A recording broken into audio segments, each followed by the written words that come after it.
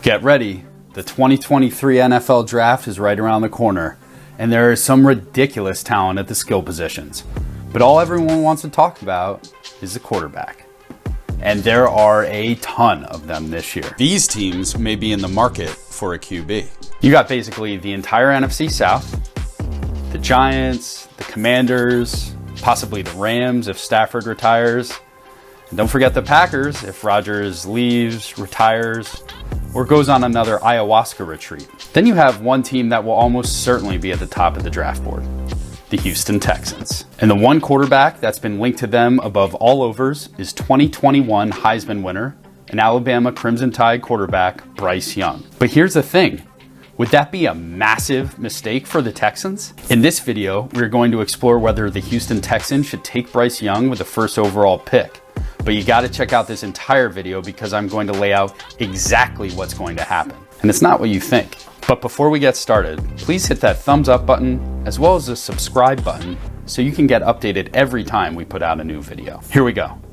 Here are the quarterbacks projected to go in the first round in Todd McShay's mock draft. He has Bryce Young going first, CJ Stroud from Ohio State going fourth, Will Levis from Kentucky going sixth, and Anthony Richardson from Florida going 11th. That's a lot of talent in the top end of the draft. Bryce Young no doubt has had an amazing career.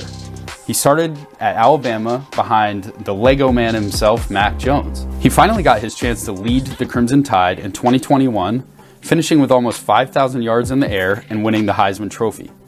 He came up just short in the national championship game to the Georgia Bulldogs. He continued his stellar play in 2022 when he was on the field, but the key words there are when he was on the field. He played in 11 games and had over 3,000 yards. He also had 27 touchdowns against only 5 interceptions. And that's the thing about Bryce Young. He's listed at 6 foot 194. I would not be shocked if he's under 6 and probably under 190 pounds at the time of the combine. I'm seeing a lot of comparisons out there to Jalen Hurts. And to be honest, that's not fair. To Hurts, that is. Jalen Hurts is 6 foot 1, 225. I mean, if you look at him, he's built for the job. The comparisons are there because I think they just both went to Alabama and they have a similar type of game. But while nobody really saw Hurts being as good as he has become in the pros, his size was never really in question when he was coming out of college. It was more, can he make the throws? The Houston Texans offensive line is less than dominant. They do have a franchise left tackle in Mr. Gas Mask himself, Laramie Tunsil, but he's starting to age a bit. And with a rebuilding team, there's no guarantee that he's even going to be on the roster next year. And that spells danger for any quarterback that's going to take a snap for the Texans. Bryce Young isn't built like the quote-unquote smaller guys in the league, like, Russell Wilson, Kyler Murray, or even Baker Mayfield. Those guys are just a little bit shorter, but by no means small. And even those guys have all gotten hurt this year. Yes, even before Kyler's non-contact ACL. Young had an injury to his throwing shoulder in the first game of the season, which was a sprain to his AC joint. This does not seem like it's going to be a lingering issue, so he should be fine, and he did play out the rest of the season.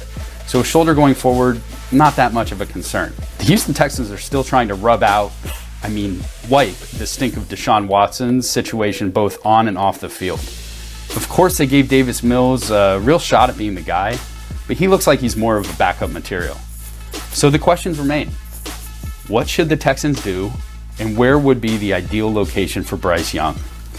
As for the Texans, their best bet would be to go for another young quarterback, but no pun intended there. The Texans can go a couple different ways. Since there are a ton of quarterback-needy teams, the Texans should have options to move back, adding draft capital, and still staying in the top 5 or 10 of the draft.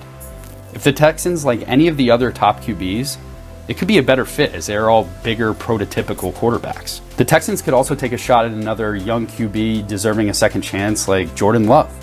Also, keep an eye on Trey Lance. It would be wild, but if Brock Purdy keeps balling, then they may have to move on just like they did last year from Jimmy G. We hear it all the time, but the best ability in the NFL is availability. So Bryce Young is just not the best option for them.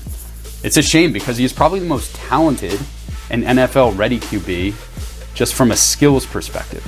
It's just his body is not quite ready. But here's the place that would be an ideal landing spot for him. Seattle. That's right, the Seahawks. The Seahawks have Geno Smith, who after getting punched in the face by his own teammate while on the Jets, is having a career resurgence and may be a solution. There's even been talk of a modest 2 to 3 year team-friendly extension coming. But he's not the future of the team. Not only is Geno now in his mid-30s, but there wasn't much tape on him in the recent years. Now you can see towards the end of this year, the league is starting to catch up to him. Smith can be a great bridge quarterback for Bryce Young.